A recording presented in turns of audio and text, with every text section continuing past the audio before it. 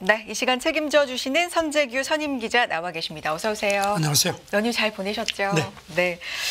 자, 연휴 후에 첫 번째 뉴스부터 살펴보겠습니다. 기시다 총리가 한 말인데요. 일본이 이 북한과의 정상회담을 위해서 구체적으로 여러 활동을 하고 있다. 이런 언급을 했네요. 기시다 총리가 지난 금요일에 일본 그 중의원 예산위원회에 출석을 했습니다. 그러면서 네. 북일 정상회담 추진과 관련한 질문이 나오니까 내가 스스로 필요한 판단을 한다. 그래서 지금의 그 북일 관계에 미쳐서 대담하게 현상을 바꿔야 할 필요성을 강하게 느낀다고 했습니다.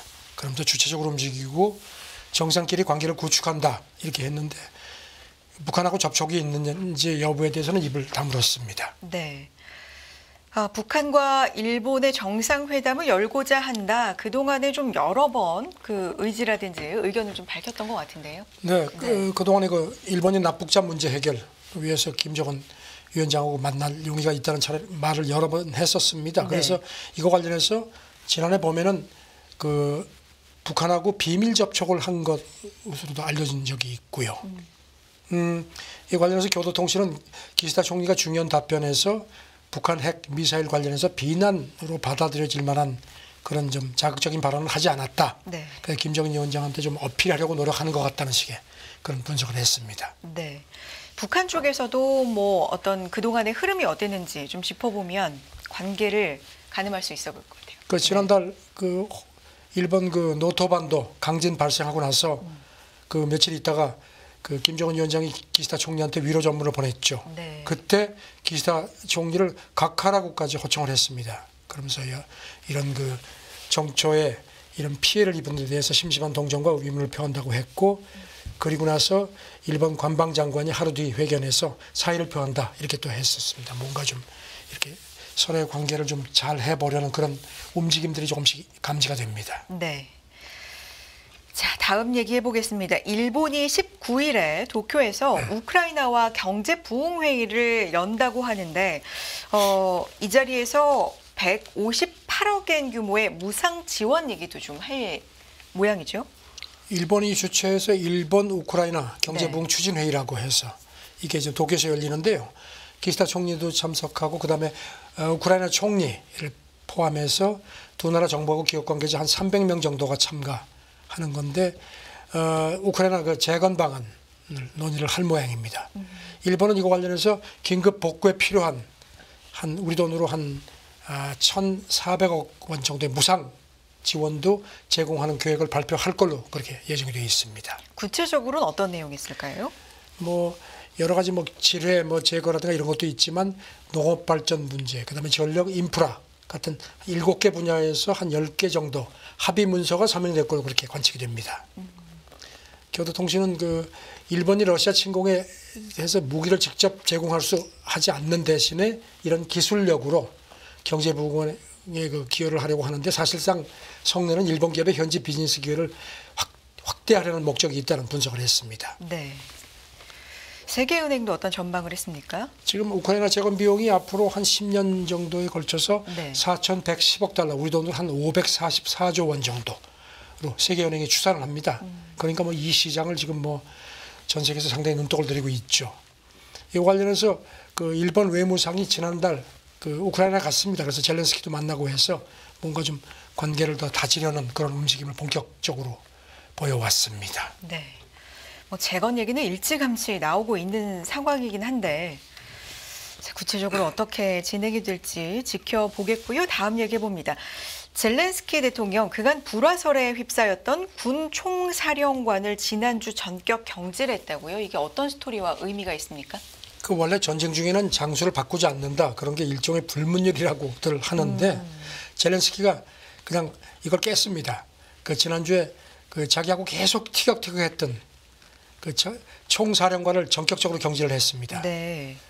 그래서 지금 여기 대해서 외신들이 최악 시점에 이런 분열을 노출한 거다 이렇게 분석을 했습니다. 아시다시피 그 우크라이나 뭐 혁신, 뭐 변화가 필요하다고 해서 이제 그 발레리 잘루진이라는 총사령관인데 이 사람이 그 전쟁 초기에 키우 방어하고 러시아에 점령됐던 그 영토도 상당 부분 되찾아서 국가 영웅이 됐었는데 지난해 말부터 젤렌스키하고 계속 군사 정책 놓고 티격태격했습니다. 그래서 갈등을 빚다가 결국 경질이 됐습니다. 네. 오늘 새벽 그 오신 보니까 새 군사 지도부하고 젤렌스키가 만났다고 하는데요. 그래도 외신들 분석은 조금 좀 부정적입니다. 그 경질이 최악의 타이밍에 이루어졌다. 그래서 젤렌스키가 그 궁지에 몰린 지도자가 될 위험이 커졌다고 봤습니다. 아시다시피 지금 러시아 공세 때문에 어려움을 겪고 있는 상황이고 미국 비롯한 그 우방의 추가 지원도 제대로 이루어지지 않는 상황입니다. 그래서 여기 대해서 영국 싱크탱크 채텀 하우스 관계자는 이렇게 표현을 했습니다. 전쟁 초기에는 우크라이나가 아드레날린 효과로 움직였지만 이제는 상황이 그렇지가 않다. 이렇게 표현을 했습니다. 네. 관련돼서 트럼프 전 대통령 이 대선과 관련돼서도 우크라이나 분석이 좀 나왔다고요? 영국 가디언 분석인데요. 네. 트럼프가 지금 계속 뭐 여러 가지 얘기를 하죠. 또 오늘 어젯밤에는 또 나토 얘기를 또 해가지고 지금 뭐 아주 시끄러운데요. 이렇게 트럼프가 지금 미국 정가에서 어쨌든지 영향력을 계속 과시를 하는데 이게 계속되면은 우크라이나가 서서히 패배할 가능성이 크다. 이렇게 또 분석이 된다는 겁니다. 그러면서 유럽이 지금 미국 지원이 지금 상당히 지금 격차가 있는데 그거를 공백을 유럽 쪽에서 빠르게 메워주지 못하면은 내년부터 우크라이나가 러시아에 서서히 패배할 가능성이 커졌다는 겁니다. 네. 그러면서 지금 구체적으로 포탄을 비교를 했는데요. 러시아는 지금 현재 전장에서 하루 평균 한 포탄 10,000발 정도를 사용을 하는데 우크라이나는 한 2,000발 정도밖에 안 되는 거로 추산을 했습니다. 그 지금 영국 싱크탱크 왕립연합군 연구소 관계자는 이건 지금 우크라이나가 더는 러시아 포병을 제압할 수 없다는 의미다. 그래서 지금 전쟁이 잘못하면 한 1년 이상 더 지속될 것으로 보이는 상황인데 유럽 동맹이 미국의 이런 그 추가 지원 공백을 메워야지만 상황이 파국으로 치닫지 않게 할 수 있다. 이렇게 또 전망을 했습니다. 뭐 전쟁에 대해서 이런저런 분석들이 나오고 있는 와중에 푸틴 얘기도 좀 해보도록 하겠습니다. 그 앞서서 말씀해 주신 총사령관 경질 발표 후 몇 시간 만에 이 공개된 인터뷰가 있다고요. 뭐라고 했습니까? 지난주에 말씀드렸지만 그 폭스 뉴스 그 앵커 출신이죠. 터커 칼슨 그 극우 언론인인데 결국 인터뷰를 했고요. 네. 그 인터뷰 내용이 이제 지난 주말에 공개가 됐는데 여기서 푸틴이 아주 자신감을 보였습니다. 전쟁에서 러시아가 패배하는 것은 불가능하다. 꿈 깨라. 그러면서 그 지금 러시아와 협상해 합의하는 게 낫지 않겠느냐. 그러면서 우크라이나 지도부에 미국이 싸움 멈추고 협상에 나서라고 그렇게 촉구를 하라. 이렇게 또 요구를 했습니다. 네. 그러면서 그러려면은 미국 그 무기 공급을 멈추라는 그 점도 강조를 했고요. 그렇게 되면은 우리가 휴전 조건을 뭐 논의할 수 있다. 아주 뭐 자신감을 상당히 보였습니다. 이런 언급들을 두고 또 분석들이 나오겠죠. 어떤 의도가 있다라든가. 그렇죠. 지금 네. 뭐 이 전황도 지금 우크라이나 러시아에 좀 유리한 걸로 분석이 되고요. 그래서 지금 푸틴이 백악관 반응을 슬그머니 떠보는 거 아니냐. 뭐 이런 분석이 나옵니다. 그래서 이런 그 기존 점령지에 대한 통제권을 유지하는 조건으로 휴전하려는 그런 메시지를 보내는 거라는 분석도 있고요. 네. 그리고 또 지금 이렇게 서방이 계속 제재를 하는데도 러시아가 제법 버틴다는 분석들이 많거든요. 오늘 새벽에도 그 IMF 부총재가 워싱턴 그 싱크탱크 회견에서 그런 얘기를 했습니다. IMF가 러시아에 대한 그 서방 제재를 뭐 이렇게 평가할 입장은 아니지만 러시아가 올해 경제 상황을 보면은 예상외로 잘 가는 것 같다. 이렇게 또 긍정적으로 평가를 했습니다. 네. 지금 선거도 보면요. 지금 그 러시아는 이제 다음 달 선거가 있죠. 대선. 푸틴이 예. 네. 근데 뭐 지금 뭐 푸틴이 사실상 뭐 대관식이라는 얘기가 많습니다. 5선 뭐 거의 유력시되는 상황이고요. 반면에 지금 젤렌스키도 5월이면 임기가 끝납니다. 그래서 원래는 3월에 우크라이나도 선거를 치러야 되는데 지금 전쟁 중인 상황이기 때문에 계엄령을 선포해서 선거를 유예를 해놨습니다. 임기가 끝나는데 지금 들리는 얘기는 미국 쪽에서 선거해라. 그래서 그 신임을 좀 재신임받는 게 낫지 않겠느냐 하는데 젤렌스키가 지금 선거를 좀 건너뛸 모양인데 선거를 건너뛴다고 해도 젤렌스키의 그 최근에 흔들리는 그 정책인 위상이 그렇게 좀 이렇게 자리 잡는 게 쉽지 않을 거다. 그런 그 조금 어두운 분석들이 많습니다. 네. 경제에 대한 얘기들도 좀 분석들도 있나 봅니다. 지금 IMF가 앞서 러시아가 올해 한 뭐 1.1% 내지는 뭐 잘하면 한 2.6%까지 성장할 걸로 관측을 했었는데 아까 말씀드린 것처럼 그 고피나스 부총재가 예상외로 잘하고 있다. 또 이렇게 또 평가를 했습니다. 네. 지금 보니까 그 크렘린궁 주장을 보니까 이 터커 칼슨 인터뷰가 이게 이제 전쟁 시작되고 나서 서방 언론이라고 처음 인터뷰한 거거든요. 물론 여기 대해서 비판적인 시각도 있는데 일단 푸틴 인터뷰가 뭐 클릭이 엄청나게 나온 걸로 되어 있습니다. 그 지난 토요일까지 한 29시간 사이에 한 1억 5천만 뷰 이상 클릭이 된 걸로 되어 있습니다. 굉장히 좀 관심을 받는데요. 아무래도 한 네. 2년여 만에 처음 이제 인터뷰를 하니까 관심들이 네. 좀 있었던 있는 걸로 보입니다. 다음 얘기도 해보겠습니다. 연휴 동안에 이 얘기도 좀 많이 전해졌었는데 이 미국 특검 보고서 바이든 대통령에 대한 어떤 평가, 특히 기억력 뭐 이런 부분에 대한 언급이 좀 논란이 됐잖아요. 어떤 얘기인지 전해주실까요? 그 바이든이 서류, 그 네. 기밀 서류를 이제 부통령 시절에 이렇게 자기가 가져온 거에 대해서 특검이 조사를 했었거든요. 근데 특검 보고서가 나왔는데 이 보고서가 지금 백악관을 상당히 좀 자극했습니다. 네. 뭐라고 되어 있냐면 기소는 하지 않았습니다. 기소 고의성은 없어 보인다. 그런데 거기 특검 보고서에 이 제일 그 백악관이 싫어하는 기억력 문제, 그걸 여러 번 지적을 했습니다. 기억력이 나쁘지만 바이든 대통령이 악의는 없는 노인이라는 표현을 쓴 걸로 되어 있고요. 그래서 지금 민주당도 그렇고 백악관도 그렇고 발끈하고 있습니다. 왜냐하면 2016년 그 대선 때도 그때 그 FBI 코미 국장이 그 특검을 그 보고서를 한 게 있거든요. 그때는 이제 힐러리가 그 이메일 유출 문제 때문에 이제 그때 조사를 받았는데 그때도 역시 불기소가 됐습니다. 그랬는데도 그 당시에 미국 언론이 힐러리의 판단 능력에 대한 어떤 사실상의 기소다.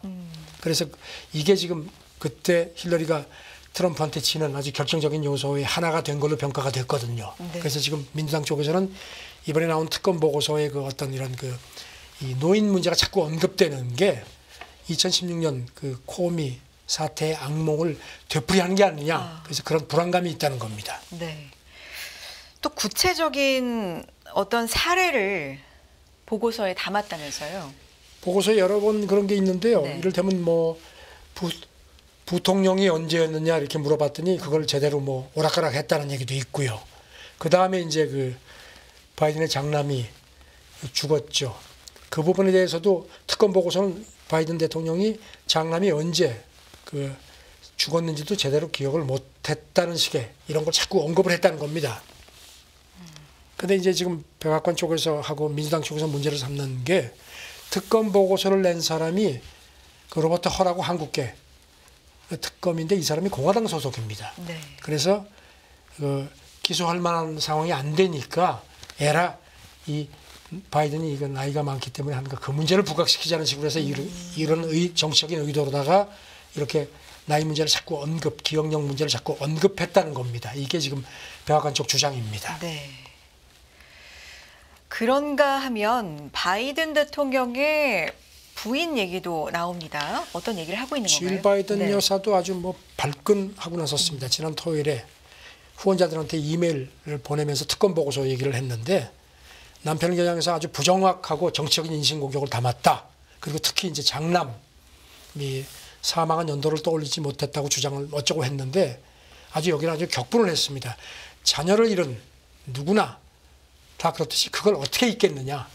그건 우리한테는 엄청난 충격이고 그런 걸 가지고선 트집을 잡고 공격을 하는 그런 공격을 당하는 심정을 네. 상상을 해봐라. 아주 이런 식의 아주 감정적으로 폭발을 했습니다. 그리고 이제 그 바이든의 나이에 대해서 얘기한 거에 대해서도 남편이 81살인 거는 맞다. 하지만 그렇게 81살이지만 엄청난 지혜와 공감력, 그다음에 경험을 가지고 정말 다른 사람보다 훨씬 더 많은 일을 하고 있다. 그래서 이렇게 뭐 많은 공약을 이행할 수 있었던 것도 바로 81년간의 어떤 그런 많은 경험, 노하우가 아니겠느냐. 남편이 이걸 매일 증명한다 뭐 이렇게 또 반박을 했습니다. 뭐 연륜과 전문성이 있다. 예. 라는 내용이군요.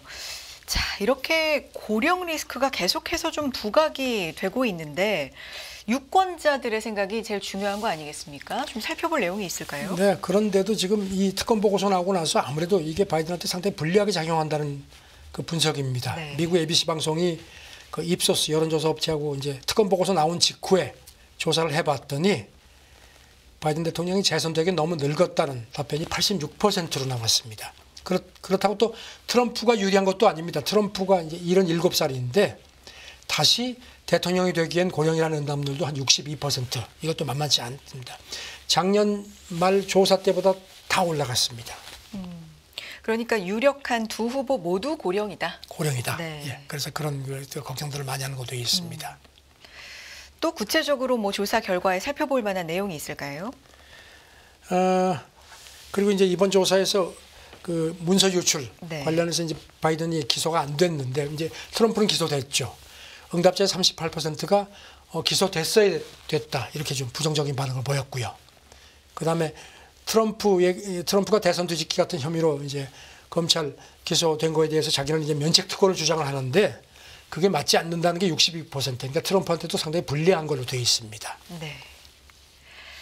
자, 다음 얘기 넘어가 보겠습니다. 이 슈퍼볼 관련된 얘기 몇 가지 좀 해볼 텐데, 근데 슈퍼볼 순수하게 그만이 아니라 여기 정치 얘기도 이번에는 좀 많이 섞여 있는 것 같네요. 슈퍼볼은 캔자스 네. 시티가 뭐 2연패 했죠. 네. 사실 뭐 미국에서는 뭐 난리가 났죠. 근데 뭐 우리는 조금 좀 그렇진 않죠. 일단 그 주변 얘기를 좀 몇 개 드리면요. 뭐 트럼프가 그 이제 그 테일러 스위프트 그 이번에 우승한 캔자스 시티의 그 공격수입니다. 남친이. 그래가지고선 도쿄 공연 마치고 12시간 동안 비행기 전용기 타고 가지고 응원했다 그래가지고 그것 때 또 거기에 대해서 뭐 얘기들이 많은데요. 그러네요. 네. 트럼프가 슈퍼볼 직전에 소셜미디어에 글을 올려서 스위프트가 지난번 대선 때 바이든을 지지를 했거든요. 이번에 그러지 마라. 그러면서 내가 2018년 그 집권 때 음악 저작권법 개정해서 당신 돈 많이 벌었는데 그 트럼프 지지하는 그런 바이든 지지하는 그런 배은방도 하지 마라. 이렇게 또 아주 노골적으로 호소를 했습니다. 네. 작사 작곡가들이 뭐 스트리밍으로 네. 저작권을 받을 수 있게 법을 개정했다. 뭐 바이든은 이런 아무것도 안 얘기죠. 했다. 내가 해줬으니까 그거 기억하라고. 참 오죽하면은 왜냐하면 테일러 스위프트가 워낙 젊은 층들한테 인기가 많으니까 만약에 지금 이 슈퍼볼에서 바이든 지지를 선언할지도 모른다는 관측이 있어. 물론 그러지는 않았는데요. 그렇게 되면 이제 트럼프 캠프는 아주 그냥 치명타였는데 일단 그래서 그런지 트럼프가 그렇게까지 호소를 했습니다. 스위프트는 뭐 경제적으로도 엄청난 영향력이 있어서 스위프트노믹스라고도 불리는데 이 정치로도 되게 러브콜이 있군요. 자, 이번에 네. 그 슈퍼볼 이거 참 슈퍼볼이 대단합니다. 네. 이 경제 효과도 그렇지만 판돈이 우리 돈으로 30조 한 5천억 원 정도가 걸렸던 모양입니다. 미국 성인 4명 중에 1명이 판돈을 건 모양입니다. 그리고 또 이제 그다음에 이제 그 캔자스 시티 공격수 트레비 켈시라는 이제 선수가 이제 스위프트 남친이거든요. 그래가지고 이제 스위프트가 지금 도쿄 공연 마치고 전용기 타고 와서 응원하고 그 남친하고 이제 그 우승하고 나서 뭐 이렇게 포옹하는 장면도 나오고 했는데 청원할 거다 이런 얘기도 있었거든요. 근데 청원을 하지 않았습니다. 네. 청원에 또 뭐 배팅도 엄청나게 걸렸었습니다. 근데 이제 지금 이렇게 전용기 타고 와가지고 응원하고 다시 호주 그 멜버른 투어로 다시 가거든요. 네. 그러니까 이제 그 비행기를 이동하는 거리가 엄청나죠. 한 2만 2,000km. 그러니까 이게 이제 환경론자들이 무려 이산화탄소 배출이 90톤이 넘는다. 물론 러브스토리는 좋지만 이렇게 이것도 또 비판을 받았습니다. 지금 테일러 스위프트가 2022년 같은 경우에 전용기를 가장 많이 사용을 해서 탄소를 가장 많이 배출한 그런 셀럽으로 그렇게 또 분류가 됐네요. 그렇군요. 슈퍼볼 관련돼서도 이렇게 곳곳에 좀 살펴볼 만한 여러 가지 이야기가 있는데 이 얘기를 좀 해보겠습니다.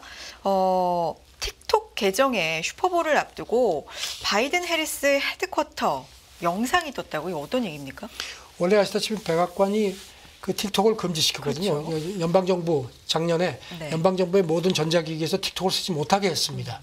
그리고 뭐 미국 의회에서도 계속 그러는데 지금 급해서 그런지 그 바이든이 그 슈퍼볼 때 틱톡을 계정을 열었습니다. 그래가지고 26초짜리 영상도 내보내고 그래가지고 뭐 어느 팀을 응원할 거냐 뭐 이런 얘기도 하면서 거기 나왔는데 오죽 급하면 그랬겠느냐. 그러니까 이제 폴리티코가 오늘 새벽에 전하는 걸 보니까 젊은층 유권자들이 많이 옛날 2020년 대선 때는 많이 지지를 했는데 등을 돌리니까 급해가지고 이렇게 했다 그래가지고선 조금 전에 보니까요 미국 하원 중국 공산당 특유의 공화당 민주당 그 간사들이 모두 이건 말이 안 된다. 예, 이건 이율배반적이다 뭐 이렇게 또 비판됐는데 선거 때는 뭐 누구 말 따나 뭐든 못하냐는 얘기가 나오는데 말이죠. 급하긴 급했던 모양입니다. 그러게요. 틱톡을 활용한 바이든 캠프 얘기까지 해봤고요. 자, 다음 얘기 해보겠습니다. 샘 올트만 얘기입니다. 자체 AI 칩 생산을 위해서 사상 최대 9천조 원 펀딩을 추진한다. 오픈 AI CEO 얘기인데요. 그래가지고선 전용 칩 만들기 위해서 뭐 공장도 한 10개 만들어가지고선 네. 뭐 그걸 뭐 대만에다가 이렇게 뭐 운영시킨다 하고 미국이 주도해서 뭐 이렇게 하겠다는 그런 그 보도가 나왔는데 그래서 예비 투자자들을 주로 이제 중동 쪽에서 만나고 있다는데 오늘 새벽에 이제 엔비디아가 만약에 이렇게 되면은 엔비디아가 경쟁사거든요. 네. 엔비디아의 그 젠슨 황 이 사람이 또 찬물을 끼얹었습니다. 그 사람이 뭔가 잘못 알고 있다. 지금 컴퓨터 속도도 원체 빨라지고 그래서 그렇게까지 큰 돈을 들일 필요 없는데 뭔가 잘못 판단한 것 같다 했는데 지금 그 외신들 분석은 만약에 올트만이 그런 식으로도 전용칩 투자를 대대적으로 하면은 엔비디아하고 직접 부딪힌다는 겁니다. 그래서 그런 것도 있는 것 같다. 뭐 이런 얘기를 하는데 자우지간 9,300조 원 정도를 많게는 차입을 한다. 이건 사상 유례가 없는 거거든요. 네. 과연 이게 어떻게 될지 궁금합니다. 엔비디아도 앞으로 맞춤형 반도체에 투자하겠다라고 발표를 또 해서 지금 업계가 주목을 하고 있는 상황에서 자체 AI 칩 생산, 뭐 AI가 주도하는 세상은 네, 안 될 것 AI가 같은데요. 모든 거를 다 이제 새해 들어서도 주도를 하는데 상황이 있네요. 그러게요. 각 기업들의 움직임 좀 더 면밀하게 따라가 보도록 하겠습니다. 국제뉴스 여기까지 듣겠습니다. 선재규 선임 기자였습니다. 고맙습니다. 네, 감사합니다.